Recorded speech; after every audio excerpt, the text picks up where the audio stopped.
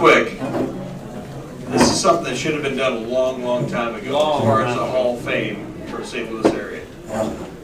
As we all know, we got some of the best teams, engine builders, chassis builders, drivers in the country. They go anywhere and represent this area. And this young man right here come along and decided to do this, and let's give a nice round of applause. He's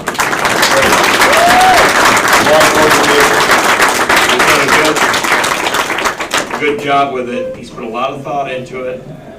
We all know that could have been 100 folks inducted in this class, right? Just because of how many great teams, drivers, chassis builders, engine builders, announcers that have come from this area. But he's the one that took it by the reins and made it happen. So, kudos.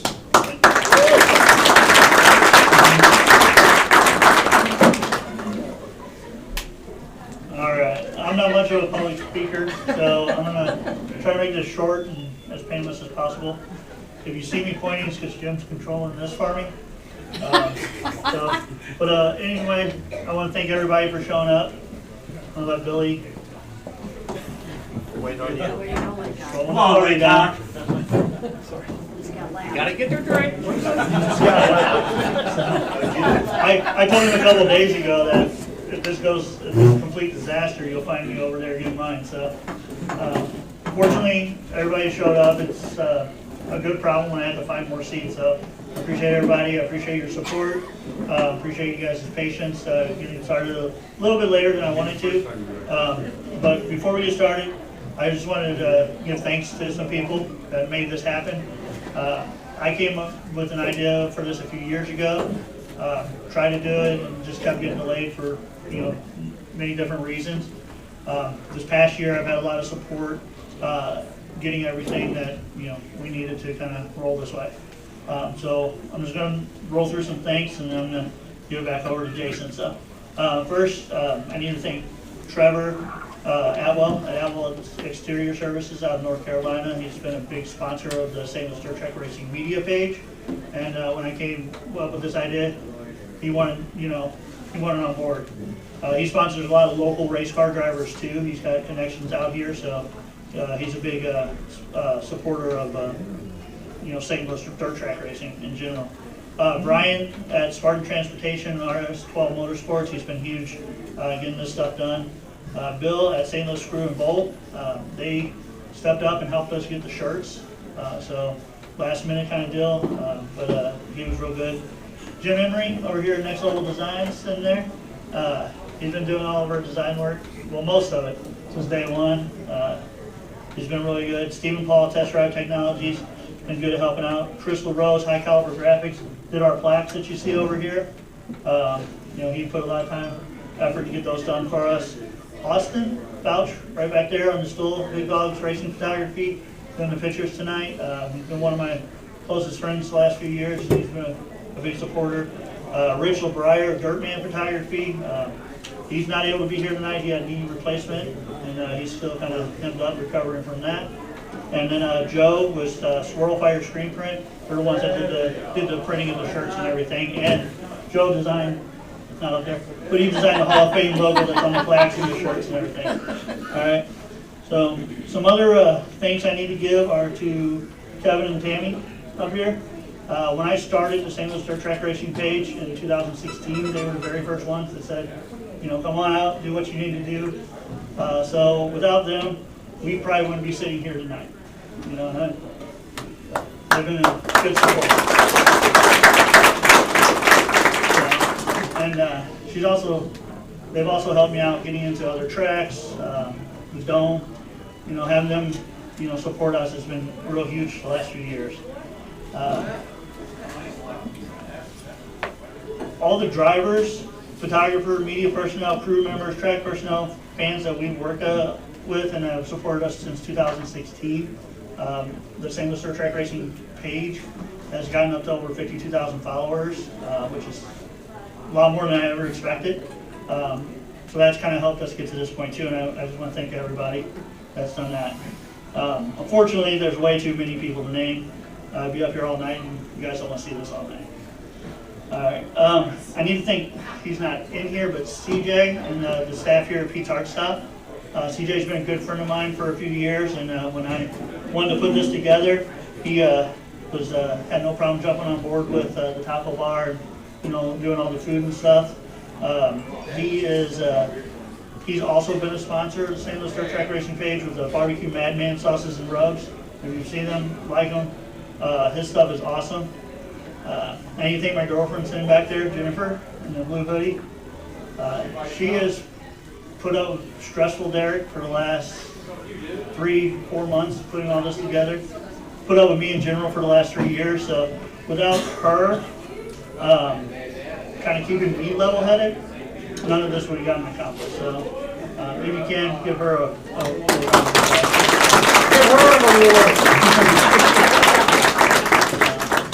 all right. Also, I'd like to thank everybody here. Like I said, without you guys showing up and supporting this, it makes this, it adds credibility.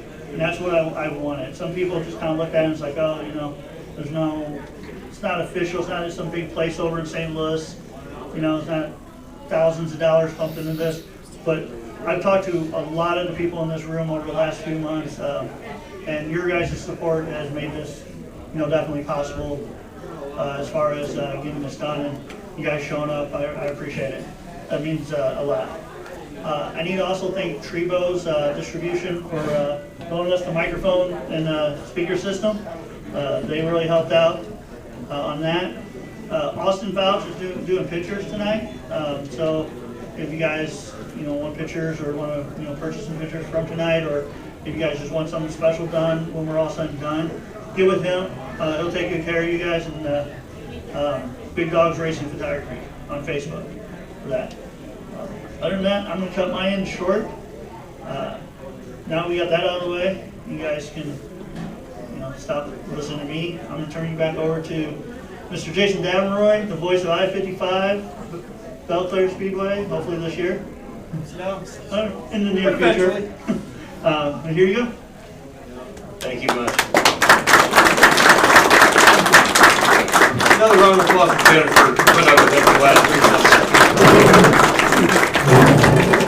I'll tell you what, I was very honored to be asked to be a part of this. I grew up dirt track racing, and from about 1980-79 season, I grew up without my dad in my house, but I was fortunate to have grandma and grandpa and a mom that worked a lot of Friday nights at the hospital, and grandma and grandpa brought us to the racetrack. You know, so I grew up idolizing and learning life lessons from these guys, learning how to race from these guys, how to conduct yourself at a racetrack from these guys. And it's a testament as you look around this room and you look at the second and third and sometimes fourth generations of, if you're a second generation racer, right, stand up please, just in this room.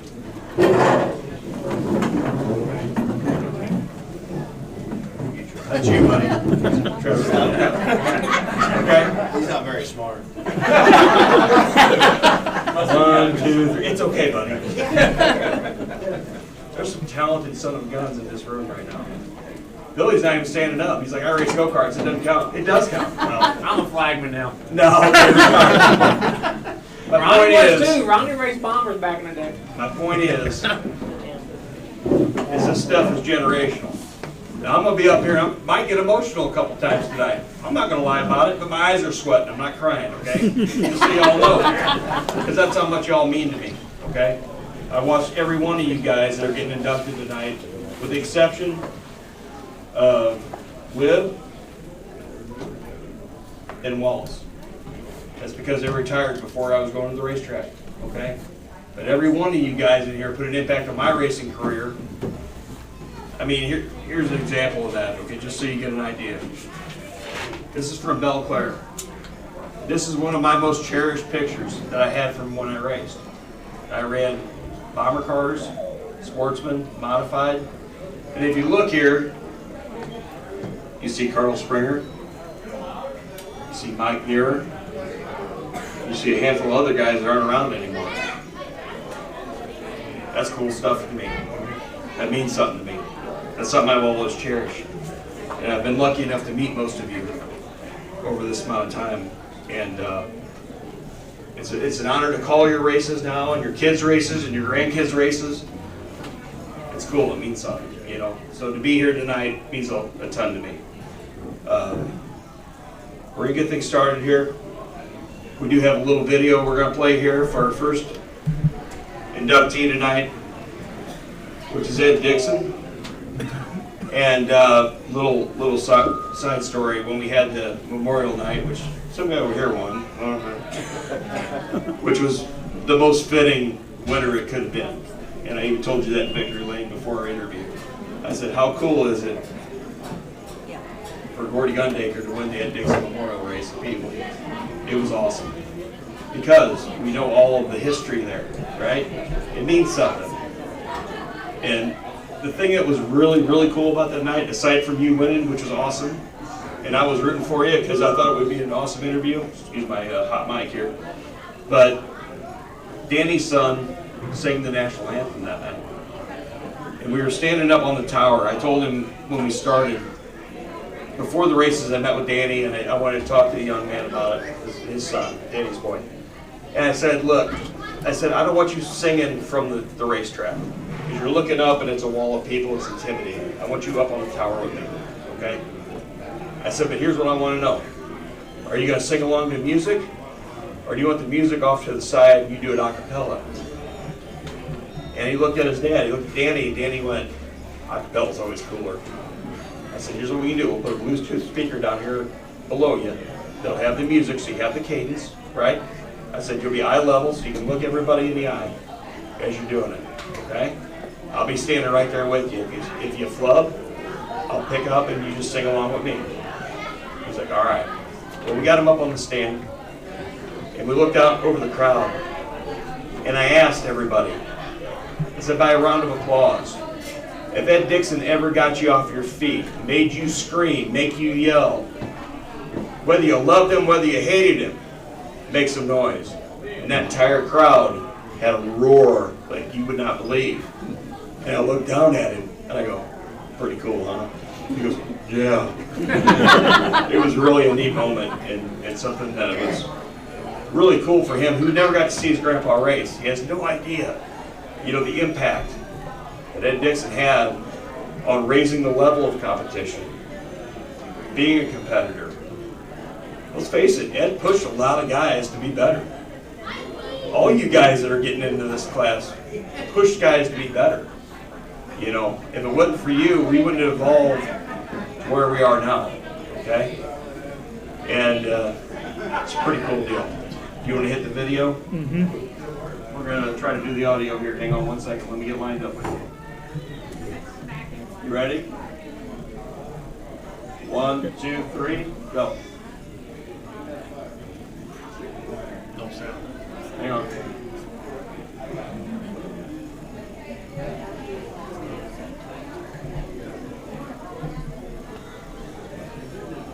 Was it master volume or was it on top? But to start off, I would really like to thank Hang on a minute. Let's Burgess restart that.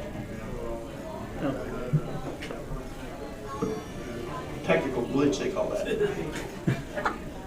You ready? Ready. Okay, 1, 2, 3, go. Good evening. I'm Dan Dixon, and I'll be accepting That's pretty close. my father, Ed Dixon, tonight, his induction in the St. Louis Auto Racing Hall of Fame.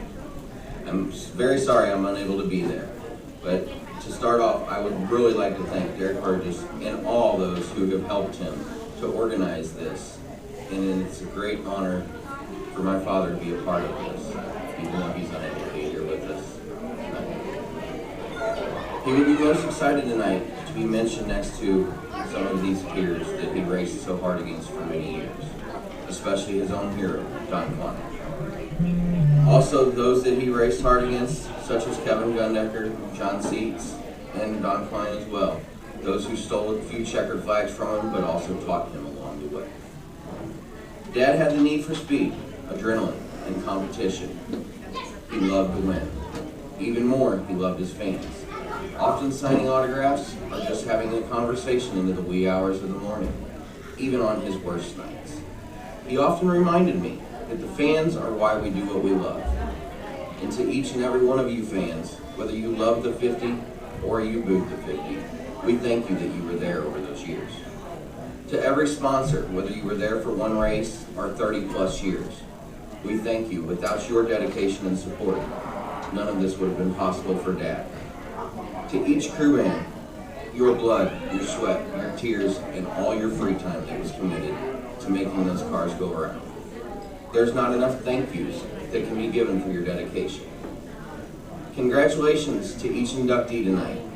You all left a footprint with not only my dad, but on the entire St. Louis racing community. Enjoy your evening, and thank you.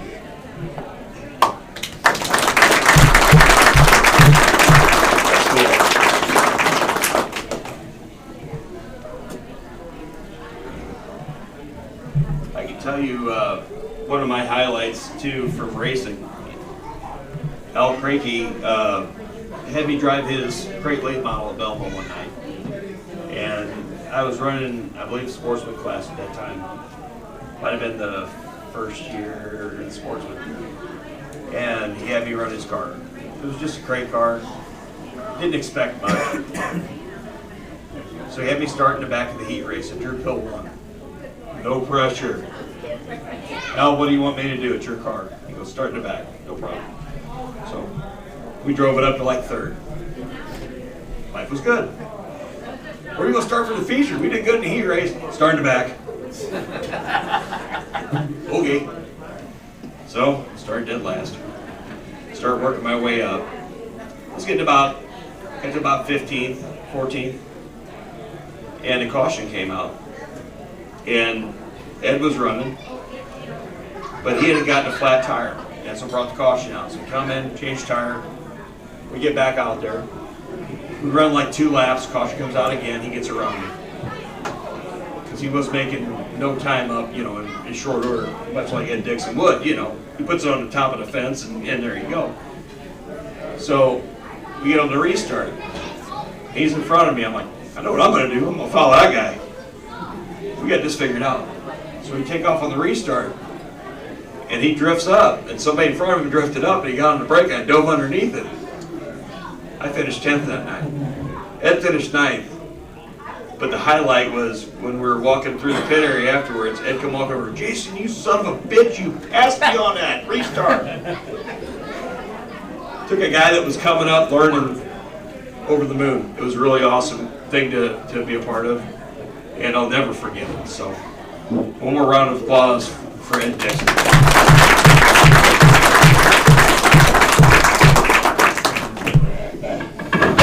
See, you're not the only one that can do it. Good job. That's domino. We're gonna let them lay down for a minute. Yeah. Ladies and gentlemen, it's time for Glen Jacoby. Glen was who I grew up listening to as an announcer with Allied and stuff.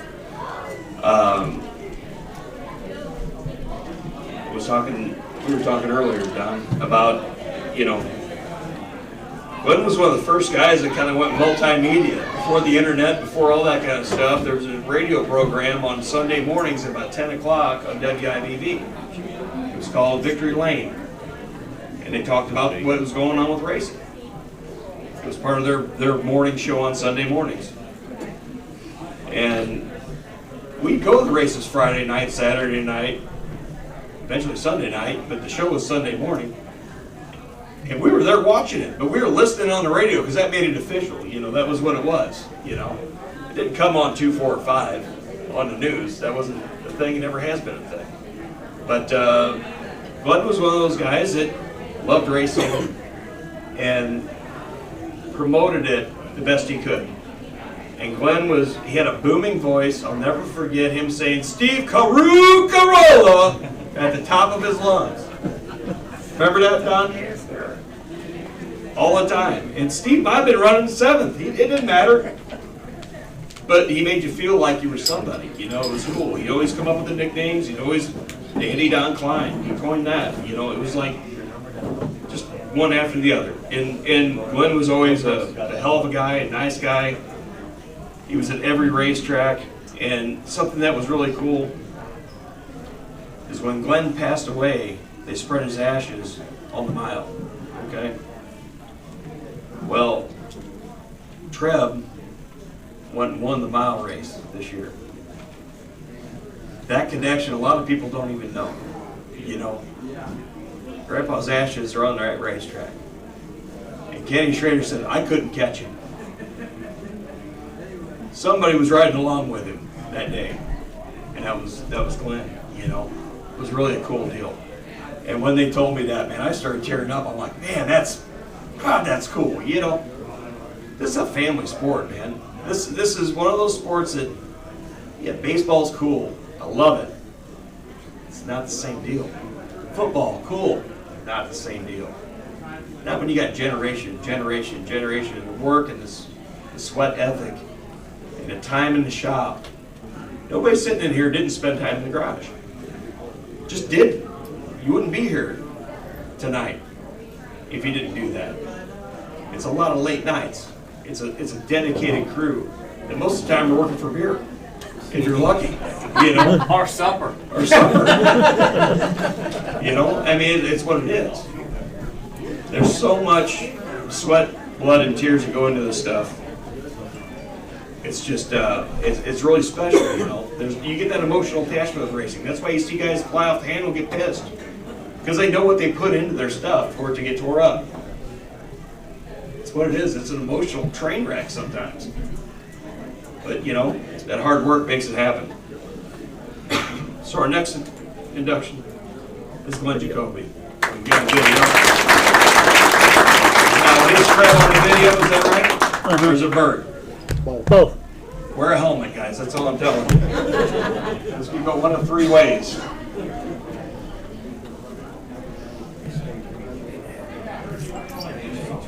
We should make this one look like one of those kung fu movies from like '73, where the mouth doesn't match the words.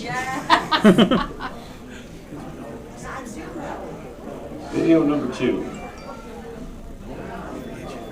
got it queued up? Yep. All right. 1, 2, 3. I want to thank Derek and St. Louis Dirt Track Racing for the Hall of Fame inductee, Grandpa Glen Jacoby, Dad, my grandpa. We're not in town right now, so we couldn't accept the award, but we are at Volusia Speedway here in Florida, and we've seen he's also a Hall of Famer. It's Buzzy Rudiman. His cars are on display here. Dad, did you have any good stories about Grandpa you wanted to tell? Did you think of anything? I know There's too many, I'm sure. We traveled the country when I was a kid, and he was known as the voice of St. Louis Motorsports, and he worked all over the country and did a lot for the sport. Yeah, I wasn't really around yet when he was still announcing. You know, when I was a kid, he would just, I got a dirt bike and he would just watch me go up and down the street for hours. You know, just, I'm sure in his head he was announcing it. Talking about how slow I was going. I'm sure he would do that today if I was still out on the track and he was announcing. So thank you guys. Yeah, we're just, it's raining bad here actually, so we've been rained out all weekend, but thank you guys for the inductee. That means a lot to us.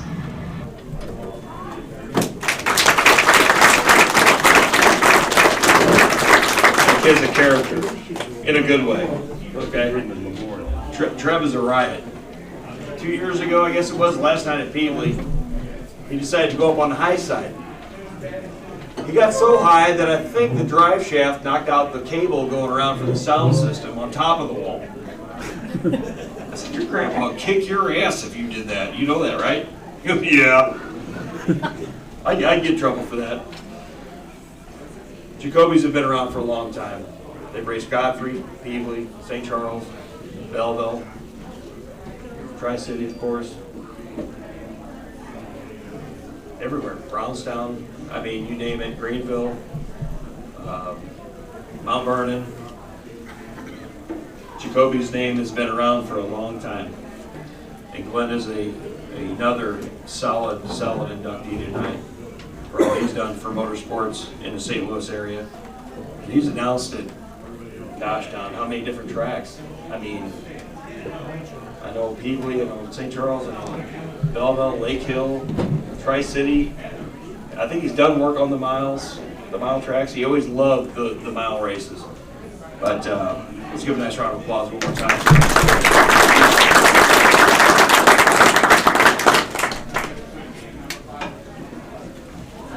Drop the chalupa over here.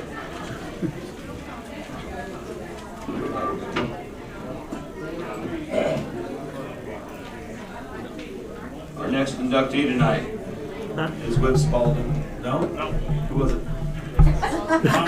Hey! Somebody knocked him over earlier and got him over. Still having you drink that stag? I'm telling you what, I need 3 more, I'll catch back up. How about Russ Wallace? Kevin, I'm going to come to you a minute here. Now, how many features in a row did he win at Tri-City Speedway? It was a ton. Russ was, okay, there's 2 guys here tonight that were around before I was. Just being honest with you. And I'm 49 years old. Russ Wallace and Wib Spalding. I wasn't lucky enough to get to watch them race. They were done racing by the time I came around. Russ was tough to beat. Not just at Tri-City, anywhere he went. He was a fast driver, he was a clean driver, and his wife and Herm would be happy to fight anybody that thought otherwise back in the day, okay? We all know the Wallace sons that went on to race. Again, another example of second generation drivers going on to do awesome things, right? Just like there are right now, these guys here. These are 2 of the most talented late model drivers around, okay? And I've watched them come up from nothing. I mean, when you started, it was like, kept going, kept clicking. And every week you went up to the track, it got better. It's awesome. You get that ingrained in you, the work ethic, the driving ability, the where you should be, what you should not do, which is one of the hardest things to learn. Slow down to go faster. Sounds simple, right?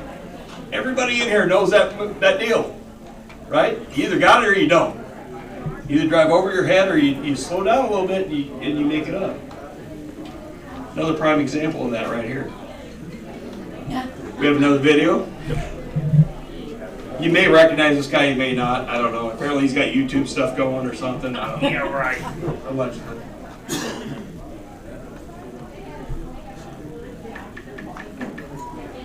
Nobody can tell my password, can you?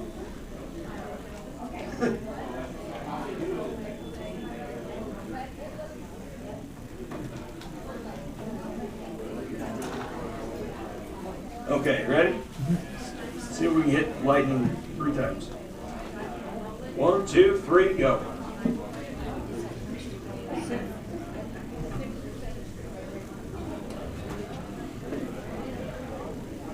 Hello everyone, I want to thank all of you for inducting our father, Russ Wallace, into the St. Louis Dirt Racing Hall of Fame. As a lot of you know by now, my dad, our dad, the great Russ Wallace, I think he was great. Won a lot of races around the St. Louis area. Multiple time champion at Tri-City Speedway, Granite City, Illinois. He had won a lot of races at Lake Hill Speedway in Valley Park, Missouri. And boy, I heard a lot of stories about Charlie Bowl, St. Charles, Belleville, Highland. So Dad was the one that paved the way for us boys, Rusty, Mike, and myself, Kenny. So on behalf of the Wallace family, thank you for inducting our dad, Russ Wallace, into the St. Louis Dirt Racing Hall of Fame. Much appreciated.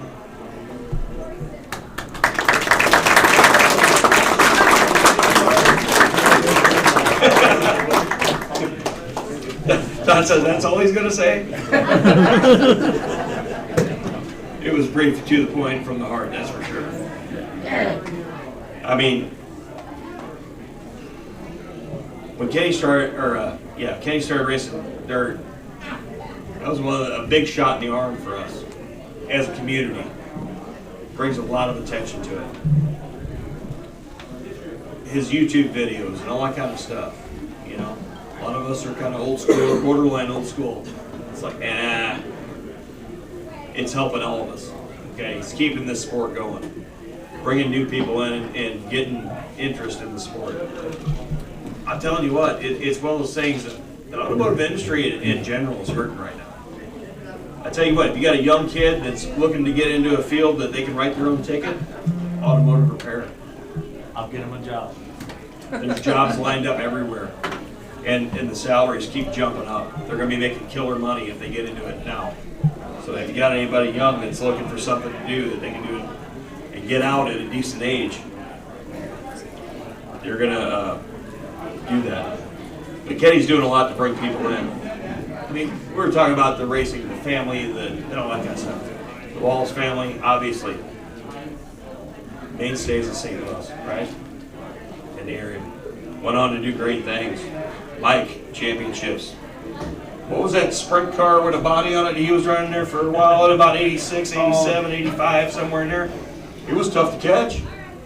Mike was fast. Rusty always, my lifetime pretty much growing up, ASA, NASCAR, Kenny, everything he's done. I mean, a great family for the sport, from our area, and another deserving Hall of Fame member in Russ Wallace.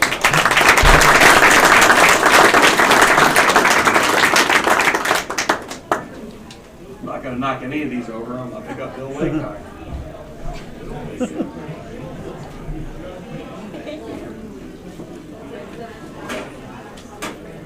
I didn't even knock nothing over there. You're proud of you guys?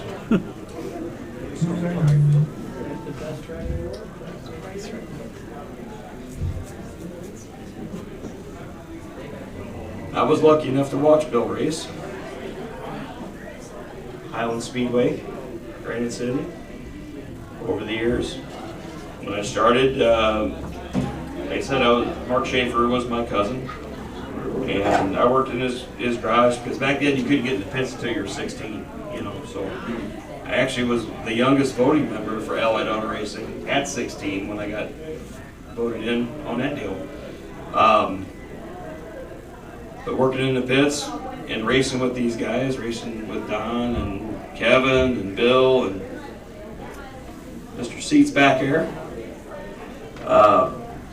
it was, these guys taught me a lot, just in life, Chris Bargetzi was involved, It's like everybody that's in this list is relevant to a part of my life. This whole racing thing, man, you don't even realize the impact you guys got on the young ones. I wouldn't have the job I'm in right now if it wasn't for racing. I work with Brent Cranky every day. I got hired because I knew him from the racetrack. I wouldn't have met my wife, been married for 16 years to Gina, if it wasn't for racing. Her dad was on our pit crew. It's like if I would have my two awesome kids, it's crazy how this whole little ecosystem of people intertwines and whatever. It's good. You got Cole. My daughter came home from the first day of high school, and I said, Dad, I met this cute boy. All right, great. Here we go. So what's his name? She goes, Cole. I said, well, Cole what? She goes, Cole Springer. She's like, don't tell me you know him. I go, well, I know his great-grandfather, his grandpa, his daddy. Yeah, I know the family. They dated for a while, then he started playing basketball and stuff, and she started playing golf, and they kind of drifted apart a little while. It's all right. Cole's my buddy. He's hiding his head down. Stand up, son. Stand up. From the cat. Stand up. Hell of a basketball player. But anyway, I'm going to make him blush. Count on that. Back to Bill. He runs like T-Rex. He runs like T-Rex, he says. Gee, thanks, Grandpa. Dad told me that. I'm going to get this pulled up here. I want to make sure I get it all right, because I know the recent history. technical difficulties, they call this, folks. This is multimedia and live. What?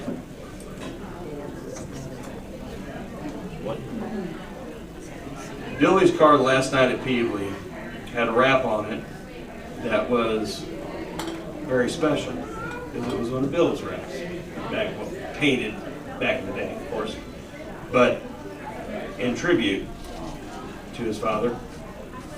It was very good. Now, Bill, do you feel comfortable coming up here and talking a little bit? You okay?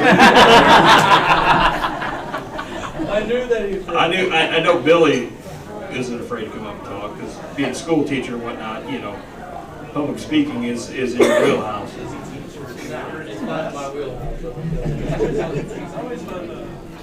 I'm gonna pull that car up real fast. Yeah, can you pull that picture up? I'm trying to get it close. There we go.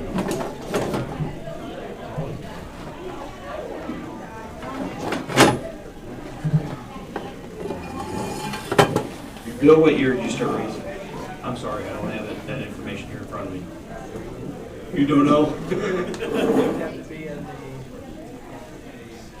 Early 60s?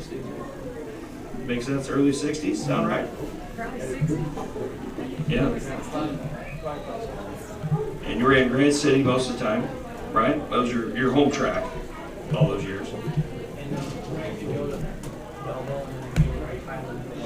I always saw him at Highland in the Sinister car. I remember that with the 82, the black car with copper on it, copper color on it.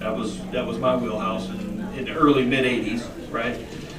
And I got to know Bill a little bit better as time went on when I was traveling around with Mark racing, and when Billy first started, and we always made it a point to stop and talk to Bill. Well, my father-in-law, Gary, has diabetes, and Bill messes with diabetes too, right? My baby's got the sugars, you know what they say. But, you know, we always had that bond, and we always talked about stuff, and when my wife had her transplant, we'd always sit and talk about the stuff that they were doing with that, you know, when she had her kidney and pancreas transplant. It was something that we all bonded with aside from racing. But, got a picture of the wrap? Yeah, there it is. That turned out so cool. Billy, why don't you come up here and just kind of get a little more in depth on everything. Like I said, I was so young, and it was a lot of stuff he did was before the interwebs machine. So you know, Well, Googling that stuff. I kind of have to agree with you because whenever I was growing up, my mom was a nervous wreck about the racing. So she would take my sister and I every once in a while. And basically, the older we got, then that's when he decided to quit. But, you know, he was racing 3 nights a week all the time. And then, you know, whenever he said, hey, you want to go racing? And I'm like, all right, let's try this. He wanted, of course, me to race 3 nights a week, and I said, no, I don't. Right. 1 night a week is fine for me. But he worked so many, countless hours in the shop building that stuff. You know, that was a generation, and all these guys know, that was a generation where you didn't buy anything. Right. You built it. Right. There was no catalog racing back then. Absolutely not. Right. So, you know, my dad built his first race car in his welding class at high school. So, I mean, that was the dedication and determination that these guys have. You know what I'm saying? So, I know that we are spoiled, you know, because our dads did a lot of work for us to make sure we have some nice things, you know. So, I want to tell everybody, congratulations to everyone. This is a huge honor, especially for our family. Hopefully that moving forward, us younger guys, which I'm not so young anymore. But, I'm relating to that, buddy. Exactly, we're really close in age, you know. But hopefully us younger second-generation race car drivers, hopefully people see that the dedication the family has to the motorsports. You know what I mean? It's not something that I never played baseball and all that kind of stuff, really. You know, and you just take after what your dad did, kind of, and just the role models that's in this room is unbelievable. I remember back in the day watching weekly. John Seets would win, I think, every single week. And when I first started racing, I think I was in Don Klein's way more than than anyone possibly. But you know, I think it comes full circle. You know, we eventually get where we need to be. You know. So again, congratulations to everybody. Congratulations, Dad. I love you more than anything. Thank you for what you've done for me in my racing career. You guys are all just awesome people. So thank you.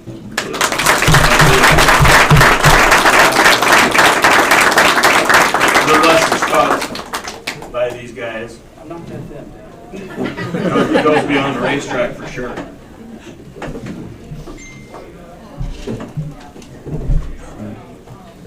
Crossbringer.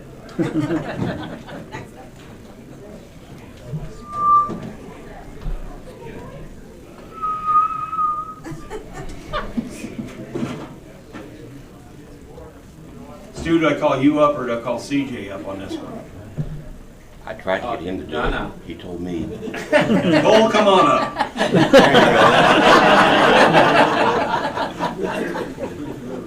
I can't tell you how many folks, as I was coming up around this stuff,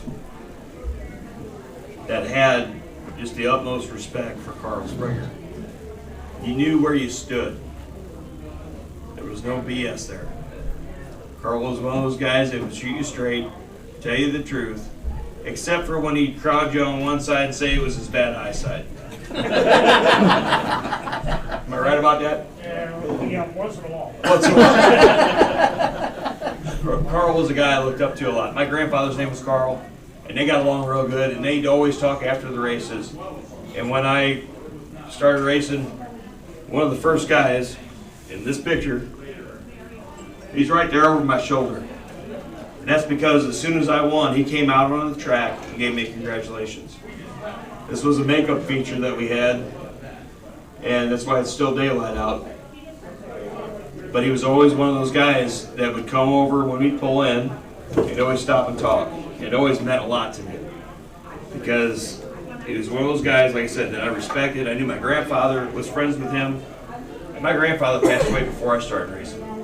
But he was one of those that drugged me along to the racetrack wherever they went, I went. It was just what we had to do because Mom was working.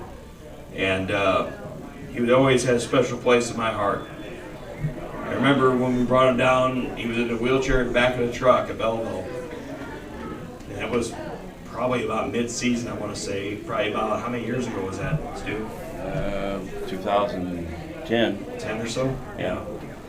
And always, anytime I saw Carl, I made it a point to go talk to him. You know, it was just one of those things. I had worked as a machinist with Mark. He was a machinist, you know. So we could relate on that level too, you know, aside from being at the racetrack. So he was one of those guys that I always respected. And I knew if my grandfather liked him, he was an all right guy. You know what I mean? But Stu, would you come up and say a few words? Come on. I'm going to ask you to sing karaoke or nothing. Just If I believe I did.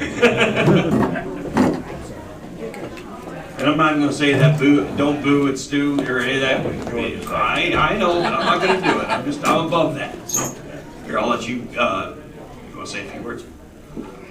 What does this mean to you? I mean, you were a long time racer. How many years? I was, 35 myself. Dad was for the underdog, if you know what I mean. You know, he built my motors. You know, everybody thought I did them. I didn't do them. He made them fit. I assembled them. That's all. You know, and I remember running a sportsman car my second year. Putting the car away one night. It was after St. Charles. And he come up down to my garage, whatever time it was in the morning, and told me I was ready for a modify. There ain't no way in my head. He goes, Don Klein thinks you are. That impressed me, you know. So if you remember, Don just cost you a lot more money, didn't he? No, he cost my dad a lot more. But if you remember Dan Vanderett, we ended up with the Mustang that he had. Yeah. And he got it from Marty Babcock. Marty bought it for parts, you know. And Dad and I, we cut the cage off the car, and the frame was bent in 5 different directions. And we got a railroad tie. It's about 8 foot long, I guess it is, 7 foot long. And Dad called it the old man. We straightened that thing, that frame. And then he proceeded to get a cage put in and we put the car together, my first ride of it. I mean, I don't know, he was very particular about his machine work. You know, he was fussy. And I am too now. I've learned from that. You know? Yeah. But he was one of those guys that could make chicken salad out of chicken shit. Definitely. You can say that. We're amongst friends. I can't tell you how many hours I watched him talk on the phone. My mom can tell you that. He was dedicated to Ally. You know, he was. I think down here by that much he was. Of course, he cost me a championship one night with the scales. Allegedly. Well, he did. I remember him laying in bed when after he had a stroke, and that issue come up about the scales, and he took his fist, he pounded it into the bed, and I thought, oh shit. Change the subject real quick. Yeah. Go, you know. No, I appreciate what you've done, brought this all together. It's cool. And I want to know where you get that picture, because I don't have one. Google. No, actually, I've never somebody seen posted it somewhere on Facebook. So. Yeah, we'll say Charles. Tell by the wall. Yeah. Well, hey, Miss Steve, sir.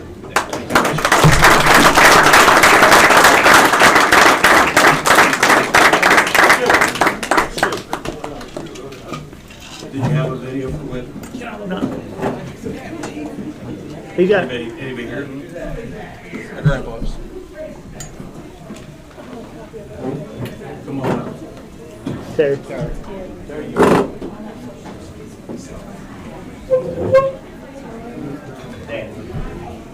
So, I was young, too young to watch Wib race. I know he was a promoter when I was around and stuff, okay? I did a little research on Wib. And Wib is a serious dude, okay?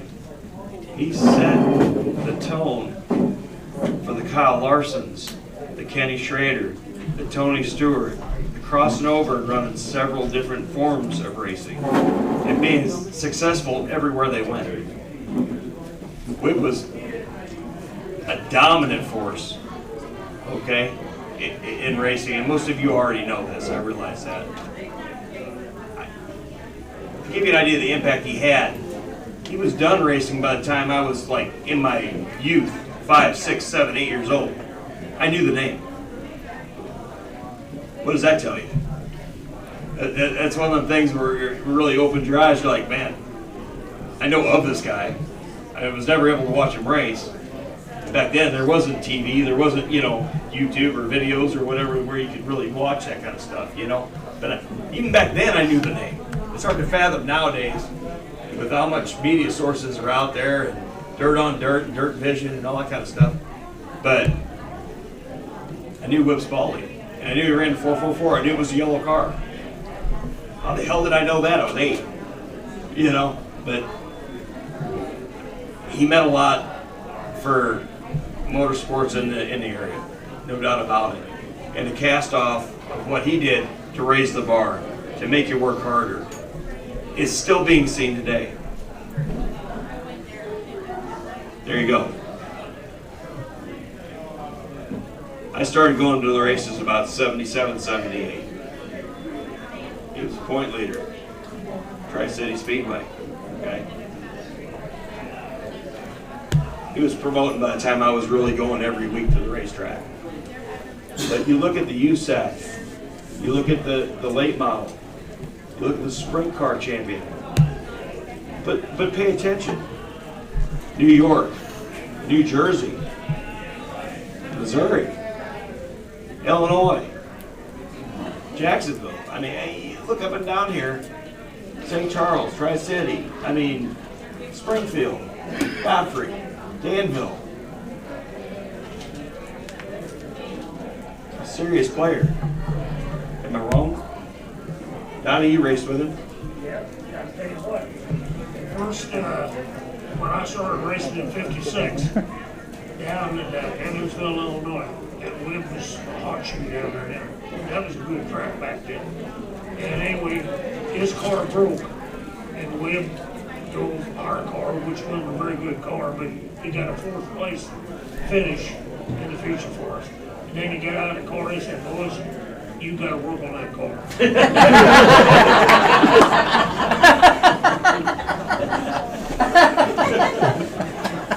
And the rest is history, Dave. How many guys did you mentor? Who mentored you? There you go. Rest my case, okay? What would you like to say about this whole deal? I mean, it's cool that this is growing and gaining traction, and I hope this is going to be something that keeps on rolling. I want to talk to the folks at Belle Claire about putting a building up. They got some money to do this stuff now, so there's some big stuff in the work over there, in the works. I got the last version of the layout. I got it sent to me, and it's going to be cool. Okay, I can tell you that it's not going to be right away. It's going to be a couple years probably before it's done, but it would be a good centrally located spot for a Hall of Fame for sure. But what else does this mean to you? Well, that means a lot to the family for sure. I thought he might get it knocked up sooner, but things time. Well, just getting it done. But for Derek, this wouldn't even be here. You know what I mean? So he got in as soon as it could, because there wasn't one before. You know, aside from St. Louis Auto Racing Fan Club, which has kind of slowed down a little bit here in the last couple of years, it seems like. But it's a great organization, always has been. And there was talks about doing a Hall of Fame with them back, a few years ago. But I wish the hell I had been around to watch him firsthand. But the cast off, okay, it's like dropping a pebble in the pond. And you get that ripple effect, right? And you get the guys that he mentored, Mr. Don Klein. How many people he mentored? Spread that out, and it goes and it goes and it goes. Crew members that might have started racing that had helped him along the way, and it's just a big intertwining community, but definitely deserving of the honor. And I'm sorry, tell everybody your name. Terry, I'm Wib's oldest son. Terry, thank you for coming up here, man. Let me give you your plaque here. Let's give him a nice round of applause.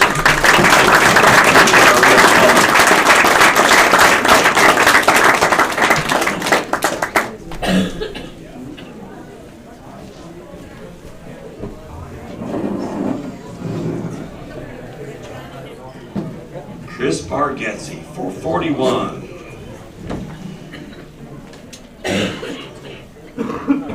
I watched Chris race for many years.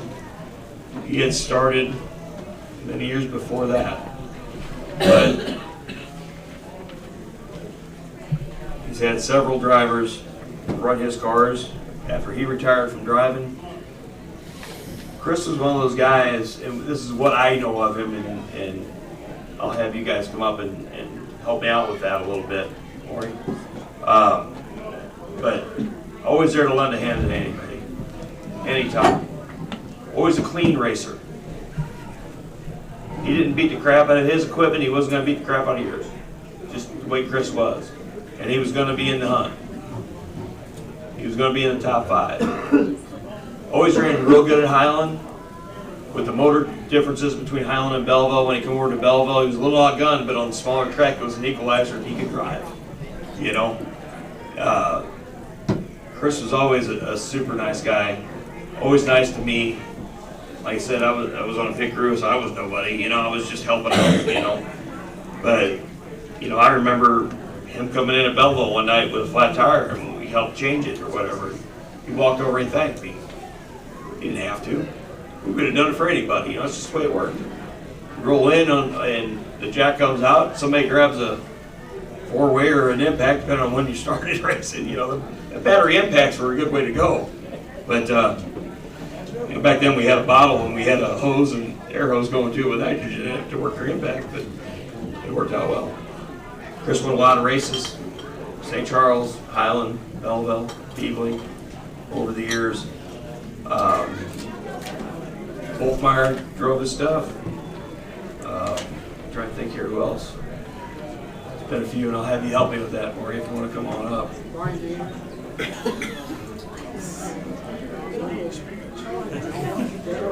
Draw straws, I don't care. Eeny, meeny, miny, mo.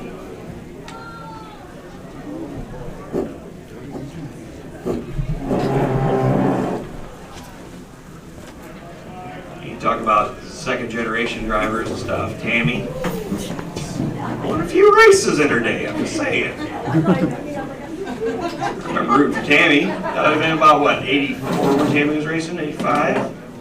Bomber car? Red Chevelle with white doors, black 60. Yeah, I don't remember it or anything.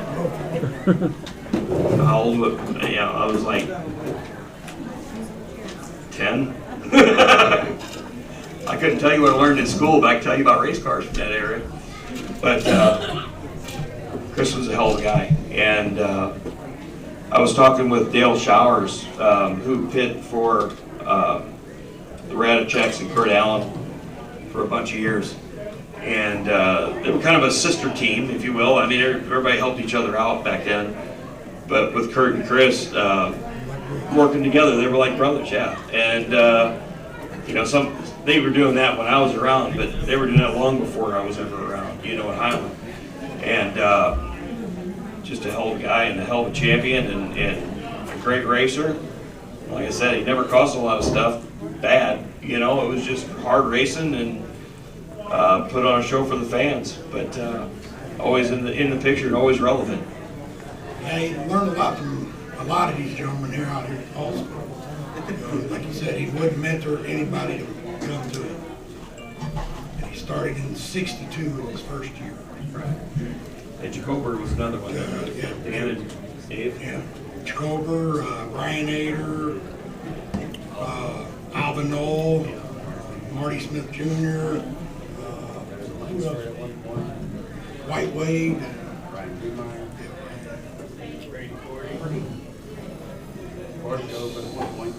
Randy Cordy.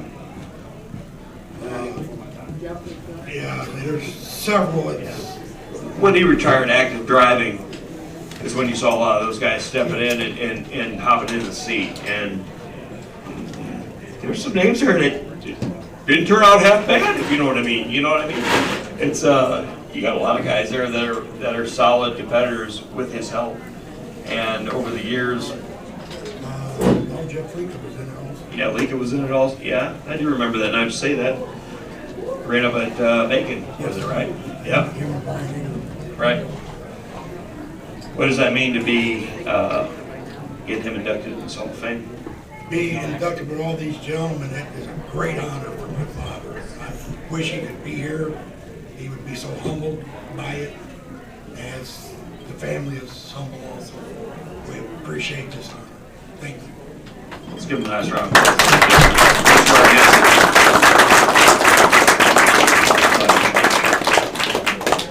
Congratulations, guys.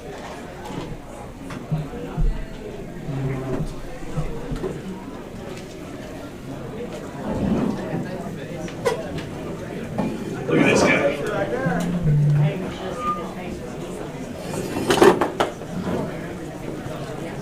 We're going on a limb and say, Big John Seets.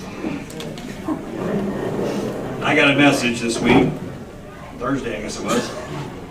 Hey, do you need any info on Dad? I go, well, I would appreciate it, because I know recent history.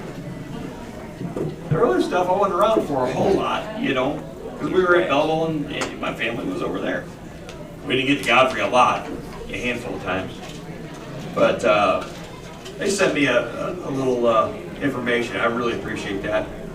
I said I grew up when he came on my radar, it was a 75 car at Peewee with the Burger King on the side of it, white car, the red stripe. See how that works? Burned in. Probably drew him on my desk when I was a kid, and that's what I was doing. I was drawing race cars on my desktop. You were there, You know the deal. Had a blue Petrov car on there. It was. But I got in trouble. Didn't care. It was worth it. So John Seets Sr. started racing in '75 at Godfrey.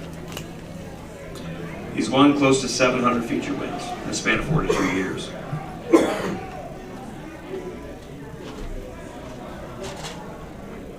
John's won multiple track championships in different classes, including the modifieds, the old modifieds, the UMP modifieds, sportsman late models, sprint cars, track championships. He's held titles at Godfrey, Tri-City, St. Charles, Montgomery, Jacksonville, and I-55. You either know him in the 360 or you know him in his 75. You know, that's what a lot of folks remember anyway. I'm sure there were others. He was invited to race at the inaugural race at Kentucky Lake. He ended up winning that. He's won races on the mile at Sedalia. He wasn't, one of those guys that only won in St. Louis either. Went on to win races in Florida, Kentucky, Oklahoma, and a track championship. Not only a track championship, multiple Illinois and Missouri state championships with UMP. National titles in the UMP Econo late models. I got real big around 1980, late 80s, 89, 90, somewhere in there, right? And ran them at Tri-City for a long time, among other places. But for the limited amount of places you could run with those cars, to win a national title, that's saying something, man. That's you got a limited field to play on, It wasn't a very popular class at a lot of tracks, It wasn't one that you could just roll in and run a UMP modified. It wasn't like that back then. It was just really cool. But 94, he won the national championship in the modified division. Pepsi Nationals wins, several. And the NASCAR Weekly Racing Series champ in '98, when that was going real strong at Tri-City. 42-year career, which is pretty cool. Don't downplay that, Don.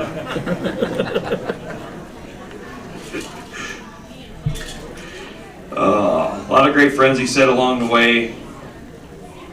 And John, would you come on up?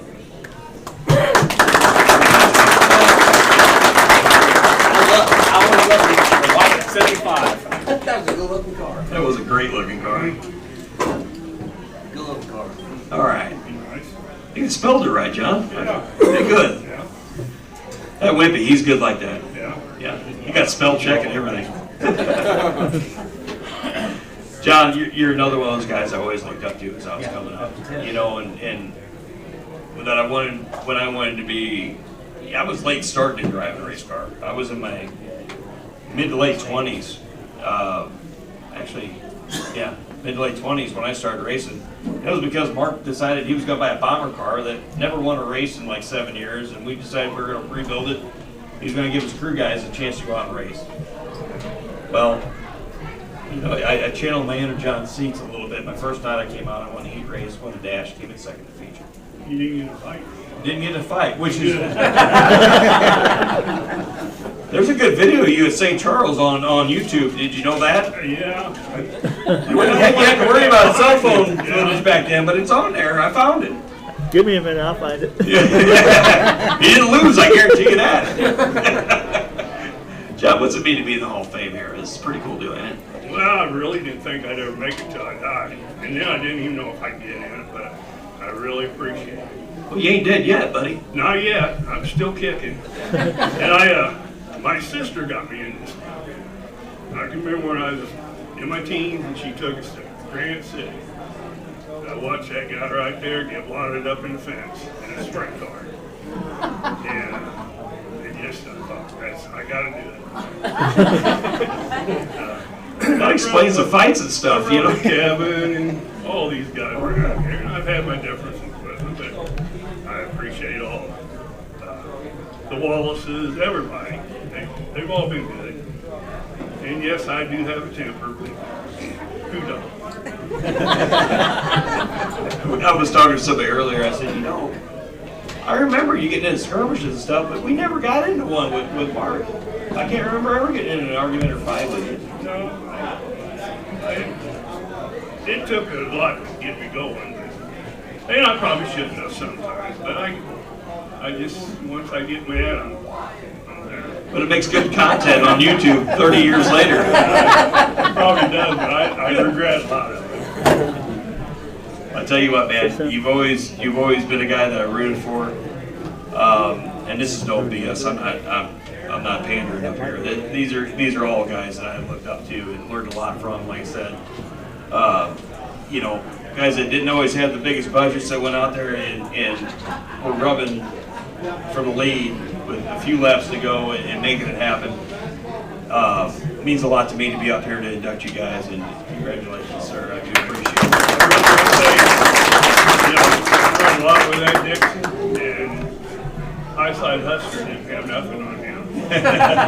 He was over the high side. Yes, I know it. And maybe on 3 wheels. Wib Spalding run his racetrack. Let's take this walk down memory lane. I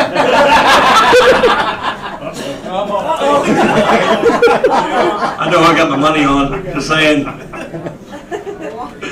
Oh, shit, I love it. They didn't put no boxing gloves on that, but I tell you what, you earned the championships, you earned the title. Thank you. Congratulations.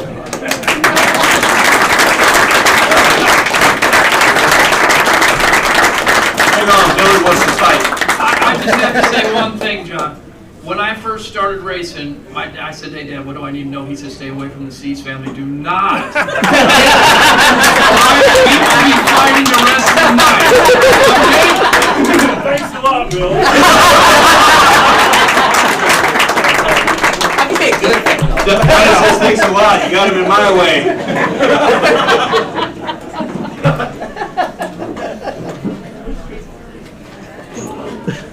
Kevin, where's the hair at, buddy? Where's the hair at? Look at that sexy beast up there now.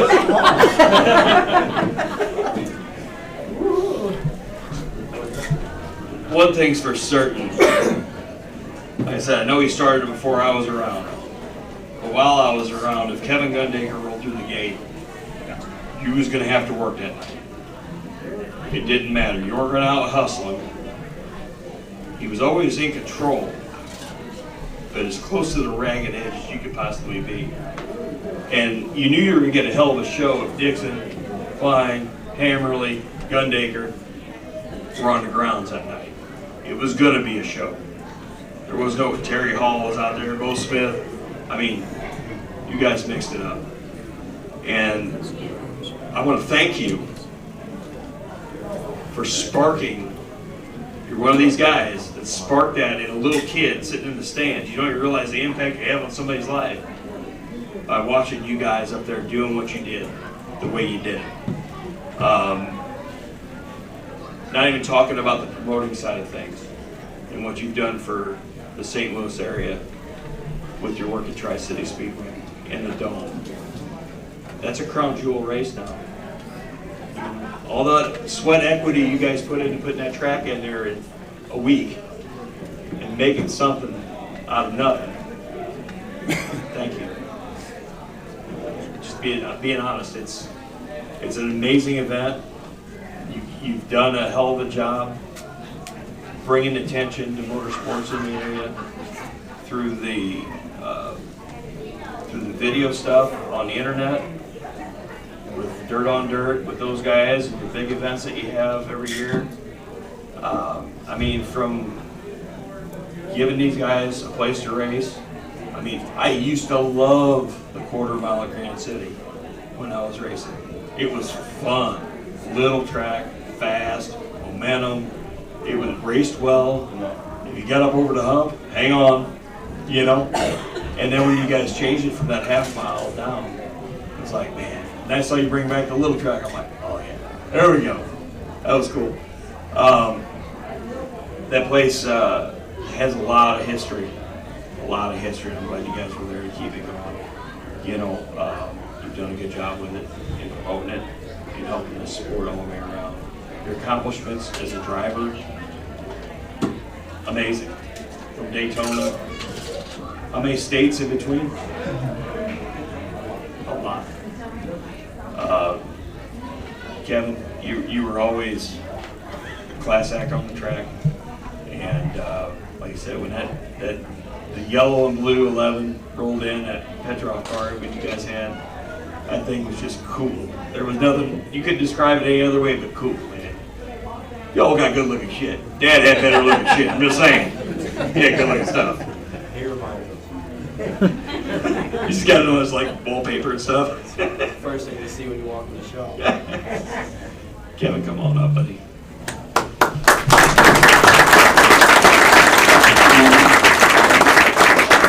Now, how many feature wins? We had around 400. First thing I want to say, I want to thank Derek for putting this together. One thing about it, all the guys that are in this first round of the Hall of Fame, I've raced with all of them except Glen Jacoby. Johnny, I know we've had our differences, but we've had a lot of great racing too. Donnie, the same way. You know, all you guys, I mean, it means a lot to me. I was just a kid in 1972 that actually Wib Spalding was my hero. I bought one of his old race cars and came to Granite City. So the first place I ever got to race was Tri-City Speedway, and most people don't know that. And then several years later, I had the opportunity to buy it, and so it's like it was home then, but it's really home now. You know, it's just a great feeling. Back then, Johnny, Donnie, you never dreamt of ever being on the Hall of Fame. You just did it because you enjoyed to do it. And this came along, and I think it's a great thing for the St. Louis area. Great, you know, who knows what next year will bring, or the next round of inductees. But I feel like I'm very honored to be in the first group and with this great group of people. Or more people in the first class. Like I said, it's been a long time coming to get this together. You know, I mean, it could have started literally. If racing in the St. Louis area started in the late 40s, early 50s after World War II. I mean, that's when it all kind of kicked off. And I mean, by the 70s, they should have damn near had a Hall of Fame. Okay. 80s, 90s. I mean, keep going. Kevin, congratulations. Here's your plaque. I love watching your boys run. I do too. They're good. They're good kids. I appreciate that. Yeah. And also with the Tri-City Speedway name, I really wouldn't be here without my wife Tammy. She is so instrumental in everything that goes on, and she just takes care of so much. You know, I get a lot of accolades over this, but she works behind the scenes out endless hours and endless days, and you know, she allows me to go chase the boys. And this is like living a dream for me, not only on the racetrack, but as well with my boys, carrying on our name. Well, I mean, just keeping you in line's another full-time job. She's told the stories about, you know. She's not doing a very good job. Thank you very much.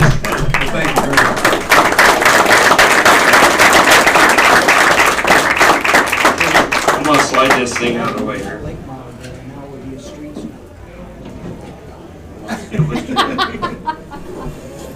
Get over here. It's fine.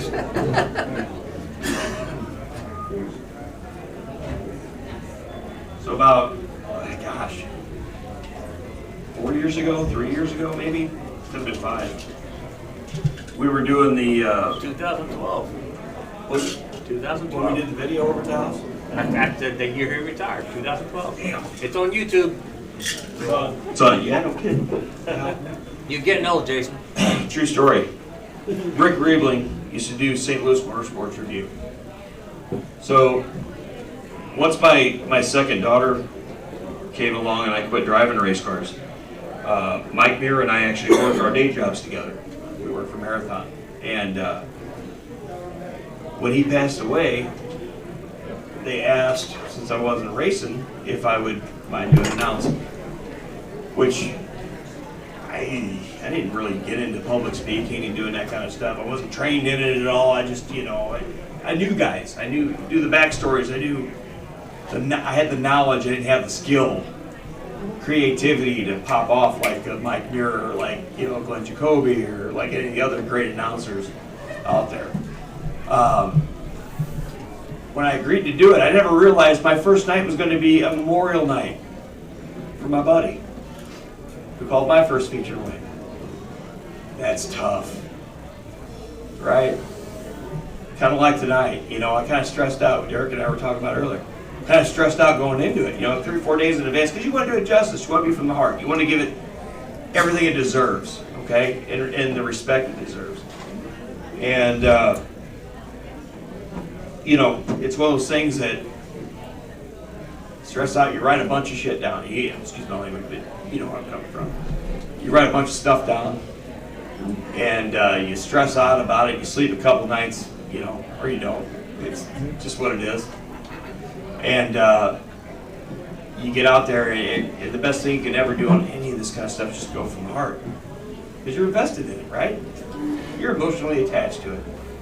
Well, in 2012, I can't believe it was that long ago, Rick Ribling was the guy that did the camera work for St. Louis Sports Review that Mike also hosted.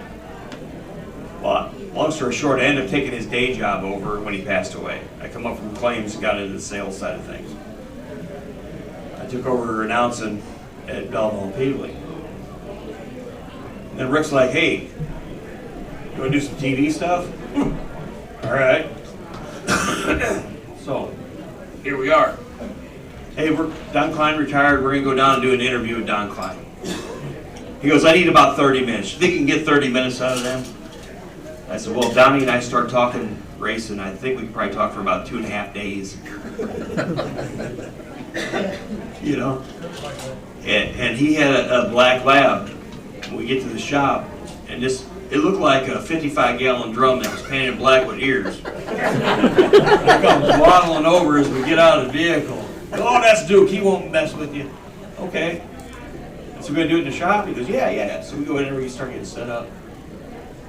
Well, Don tells me that every time he opens a beer, he gives Duke a treat. We have plenty of film and footage. And Duke got fat. It was one of my biggest thrills. Like I said, that video is online and stuff. But and I'm an amateur. I'm not telling you it's a great interview or anything like that. But we had a lot of fun, had a lot of laughs, and learned a lot about Don and how things operated there in that garage. And I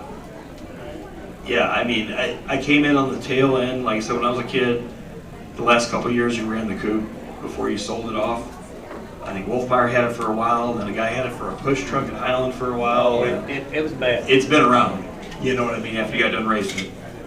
I remember the Capri, I remember Fiesta, the Mach 1, when you had your fire. Was that about 82? 3? 86. Or was it later than that? 86? 86. 86, okay. January 12th, 86. Yeah. But we had a lot of fun that day talking. Yeah, we did. We had covered a lot of ground, I'll tell you. Of course, when you started racing, I started racing in 56. And I quit in 2012, so that's 57 years. And I'll tell you what, there was a lot of work went into that, but it was fun. It was fun. But it got expensive. There was another thing. I retired from my job at Mississippi Lime Company in 2003, and people asked me,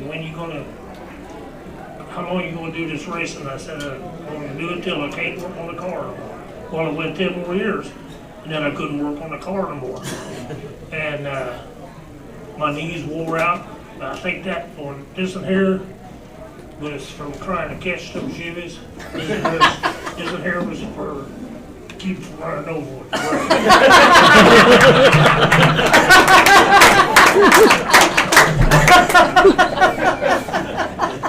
Anyway, their knees are shot. But you're saying the left one was worse, is that what I heard? That's what I heard. Donnie, one of the things that we talked about, you went down and you ran, was it Tubby Black? They had a sprint car?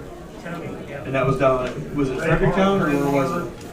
Ray Marner owned the car, and Tubby drove. Yeah, which Tubby, he's going to be in this one of these days. I mean, he should be in that, really.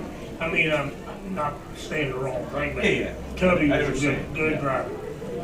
But they had two cars there because it was a big race, and they needed somebody to qualify that car, and who had never drove a sprint car before. His name was Don Klein. How'd that go?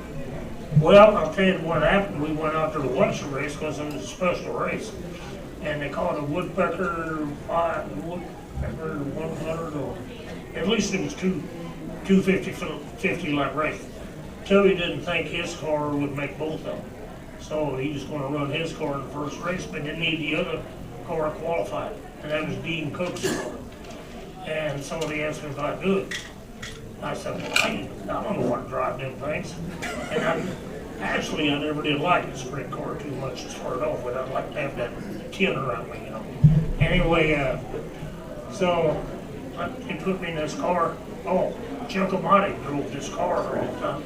He had one of his driver's seat. Well, he wasn't but a doll, you know. He was full of sleepers, had sleepers all over. Put on, I didn't have a helmet, so I put his helmet on. Well, it was a full face helmet, which I didn't have back then. Well, couldn't see through it. That thing was so bad you couldn't see through it. And I put that up, and around we went, and it didn't feel too very bad at all, you know. I didn't know that much about it. Of course, the old cars we had years ago, you know, they just cut down some straight axle. And this really led to a sprint car. But anyway, I got that thing, got feeling pretty good. So anyway. Okay, so where'd you qualify at, Don? Well, ended up having a fast time. And I don't know how I done that. The car didn't feel that bad, but I guess I didn't spin the wheels and made them dig in, and other guys all stuck. Anyway, they wanted me to drive it there. I said, there ain't no way in heck I want to drive it in a 50 lap race. And I didn't either. But like I said, the sprint cars is fun. I go and watch them once in a while, but I like to get the body around it. And Kevin here, he took it when we run the full-size coupes. Kevin liked my dash because they have metal flake dash head. And I tell you what, you meant so much to me growing up as a kid at the track. You had this crew that walked in looking like the Wood Brothers. White pants, white shirt, red belt, looking sharp. You know, it just, when they walked in, you knew who they belonged to. You know what I mean? And a lot of guys, you know, back then had more, you know, uniforms. That's what guys would do with their crews and stuff. Man, who's going to go work at a dirt track on a dirty car with oil leaking here and there and whatever, and the fluids and stuff on white, and come out leaving at the end of the night looking like they just got there? That was the damnest thing, you know? Well, we couldn't wait to get to that half barrel that was in the back of that pickup. I swear to God, I thought your liver would have checked out long before your knees ever would have. Yeah. Well, Donnie, you had an awesome career. Blanche was with you every step of the way. As we talked about once before, the car owner was Blanche. Yeah. And I tell you what, she's a special lady, and I miss seeing her. And you said she's still going. Got a little bit of rough way to go, a little hiccups here and there, but she's doing all right. Yeah, she's still cooks once, you know, a little bit, not like she used to, but still, she's in a wheelchair most of the time, but she can walk with a walker. But she's got back problems, and then she's got, well, she's got different problems. See, when you get old, 80, she's 86 already. She turned 86 in September, and I'll be 86 in January. So, anyway, Dennis, I gotta tell you this story. Oh yeah. Hey, tell me about we'll call it the vintage car, but it was the early '90s modified that he was driving. Oh, no. One Dennis crashed. Oh! My car? Gary's car. Gary's car. Well, what happened? Make one mistake, you never live it down. What happened was, the reason I quit racing in 2012, because I couldn't work on a car anymore, couldn't get it done anymore. And anyway, so, they got two cars fixed, got the coupe fixed up and one of the other cars, Gary's car. And so they took it out to Farmington here a few weeks ago, and they had one of them, the old race, the old cars, you know, and so they just took it out there to run around and crap. Well, old Sammy Worley was driving by a coupe, he was in the coupe, and I trust him, in there. And anyway, so he Not his kids though. Wait, Sammy yeah, I was does. just gonna say. Didn't trust the boys, He but. was running down on, I wasn't out there, but anyway, he was down there on the pole, Dennis and Gary's car. He'll be a hero. Yeah, anyway, what happened was, I'm pretty sure I got it figured out. I didn't see it, but I'm pretty sure knowing Dennis, he said it's time to pass Sammy. So he got up there and tried on the outside, tried to pass, got some loose dirt, back in, hit the wall or something, and then the tires flew off and the A-frames was bent and everything else. They brought this thing home. And guess who fixed it? That's why we can't have nice things, ain't it? All right. Anyway, I looked at that thing and I called Dennis. I said, "You know why I quit racing? Because I couldn't work on the car anymore. Now look at this." So we started. I said, "I'll tell you what, you got to mow my yard till I'm 95." Anyway, what happened was we found a little more wrong with the car. So now he's got to do it till I'm 100. Ladies and gentlemen, let's give Donnie Klein next time.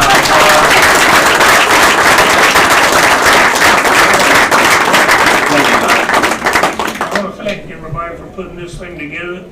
The fan club started something like this, I'm going to say 20 years ago. It was probably longer than that. And then Eileen Waters had a lot to do with that.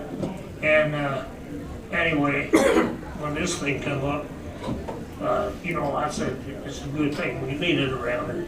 But there's a lot. I go back, like I said, I started racing in '56. I started going to races in '54, '55. But anyway, there's a lot of good drivers around back then, and there's of course now too, you know. But it's a good thing to get this thing started. That's a guy right there. Thank you, Derek. Don, congratulations. It's an honor to call you a friend of mine, and I appreciate all your mentorship and stuff for me over the years, and always coming over and telling me to slow down and do the right thing. And you can come down and talk to other dog. It's Duke 2 now. And he's not a black dog, he's a white dog, but he's a lad. He laughs. Does he like beer? No. Oh, you won't give him the beer, just treats. Well, I don't hardly drink nothing more, so. Well, I'll have one for you. We can work that out. I know these guys will go down with me. Allegedly, I mean. Thank y'all for coming out tonight. John, you got something? Yeah. Go on. You want to sing a song? Yeah. I want you to kick my ass. I'll give you the mic. I'd like to bring my boy, Gary Walker, up here. They helped me whenever I won the nation. They was my pickers. I'd get out of the car. They'd say, "What do you want to do?" I said, "Do whatever you want to do." So them two really helped me out.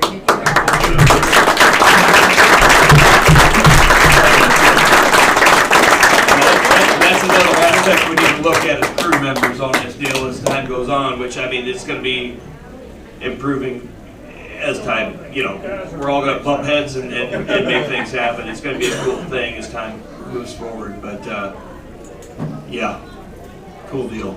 I think it's a really neat thing to be a part of, and I really want to thank you for letting me be a part of it. I think it's very awesome. And again, thank you to all you guys that made it in, and congratulations, and thanks for setting the mood for this sport we all love, and making it happen week in and week out.